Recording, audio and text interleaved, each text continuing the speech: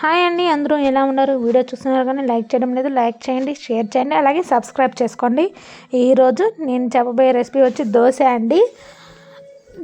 ఈ దోశని ఎలా చేసుకోవాలంటే దీంట్లోకి 1 కప్పు రైసు, 1 కప్పు మినప్పప్పు, అలాగే 1/2 కప్పు రాజ్మా, 1/2 కప్పు పచ్చెనగపప్పు, 1/2 కప్పు పెసరపప్పు, అలాగే కొంచెం కందిపప్పు అండి.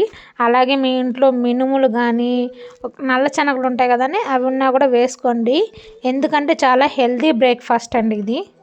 ఇలా చేసుకొని తినడం వల్ల ఒంట్లో ఎలాంటి రోగాలు రావు. ఫస్ట్ ఆఫ్ ఆల్ మనం అంటే అన్నీ విడివిడిగా తీసుకునే దానికన్నా ఇలాగ అన్నీ కలిపి దోశ బ్యాటర్లో తీసుకోవడం చాలా హెల్తీ కదా.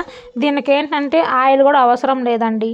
నేను ఆయిల్ ఏమి వేయడం లేదు, ఓన్లీ ఉల్లిపాయ కట్ చేసి వరకే దాని ఉల్లిపాయ ఊరిని రుద్దుతున్నానండి. అంతేగాని దాంట్లో నూనె గినేం నేనేం చేయడం లేదండి, సరేనా. అలాగే కాంబినేషన్ పల్లీ చట్నీ అండి. కొన్ని పల్లీలు తీసుకొని ఒక 6-7 పచ్చిమిర్చీలు తీసుకొని బాగా వేంపేసుకోవాలండి. అంతేను, వేంపేసుకొని మిక్సీ జార్లోకి తీసేసుకొని కొంచెం చల్లారిన తర్వాత కొంచెం చింతపండు రసం, ఒక 3 వెల్లుల్లి రెమ్మలు, కొంచెం సాల్ట్ వేసుకొని మిక్సీ చేసేసుకుంటే మన చట్నీ రెడీ అయిపోతుందండి. చాలా బాగుంటుందండి, చాలా అంటే చాలా బాగుంటుంది.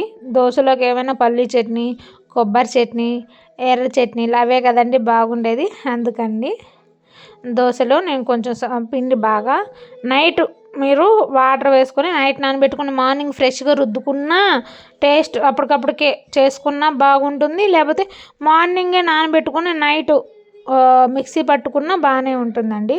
చూడండి ఎంత బాగా వస్తుందో దోశ. నేనేం ఆయిల్ వేయడం లేదండి, ఆయిల్ వేయకుండా దోశ వేసాను. మీరు చూడండి, నేనేం ఆయిల్ వేయడం లేదు దోశలో, సరేనా. చాలా హెల్తీ ఫుడ్ అండి. మీరు సబ్స్క్రైబ్ చేసుకోవడం లేదండి, ప్లీజ్ సబ్స్క్రైబ్ చేయండి మన ఛానల్ని. అంటే చిన్నగా ఉండే వాళ్ళని మీరే సపోర్ట్ చేయాలి కదండి. పెద్ద పెద్ద యూట్యూబర్ని సపోర్ట్ చేస్తారు కానీ చిన్న యూట్యూబర్ని సపోర్ట్ చేయరు మీరు. ఇప్పుడిప్పుడే వచ్చే వాళ్ళని మీరే కదండి సపోర్ట్ చేయాలి. ఓకే అండి, బాయ్. వీడియో చూసి లైక్